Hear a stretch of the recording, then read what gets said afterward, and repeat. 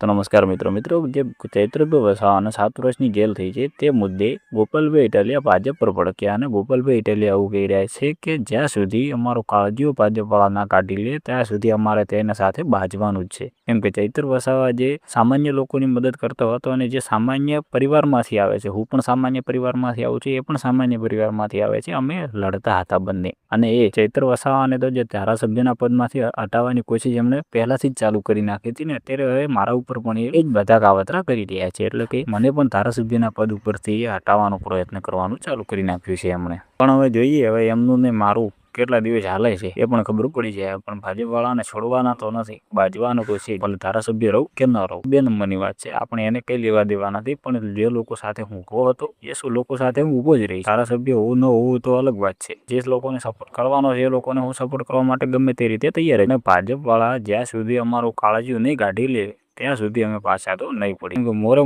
હવે દઈ દેવાની તૈયારીમાં જ છીએ એવું ગોપાલભાઈ ઇટાલિયા કહી રહ્યા છે. તો મિત્રો, ગોપાલભાઈ ઇટાલિયા વિશે તમારું શું કહેવું છે એ તમે જરૂરથી કોમેન્ટ બોક્સમાં લખી દેજો. અને જો તમે આપણી ચેનલમાં નવા આવ્યા હો તો ચેનલને સબસ્ક્રાઈબ કરી દેજો અને વિડીયોને લાઇક કરી દેજો. તો મિત્રો, ગોપાલભાઈ ઇટાલિયા જે આપણે ચૈત્રભાઈ વસાવાને તો આ લોકોએ ફસાવી નાખ્યા અને તેમને 7 વર્ષની સજા પણ સંભળાવી દેવામાં આવી છે. અને તમને શું લાગ્યું છે, ગોપાલભાઈ ઇટાલિયા ઉપર પણ આજ સેમ કાવતરું થશે કે પછી નહીં થાય? કે ગોપાલભાઈ ઇટાલિયાનું તો એ જ કહેવું છે કે જે ચૈત્રભાઈ વસાવા સાથે થયું છે એ જ રીતે આ લોકો પણ મને ધારાસભ્યના પદ ઉપરથી હટાવવાનો પ્રયત્ન કરશે. તો એના વિશે તમારું શું કહેવું છે તમે જરૂરથી કોમેન્ટ બોક્સમાં લખી દેજો. અને જો તમે આપણી ચેનલમાં નવા આવ્યા હો તો ચેનલને સબસ્ક્રાઈબ કરી દેજો.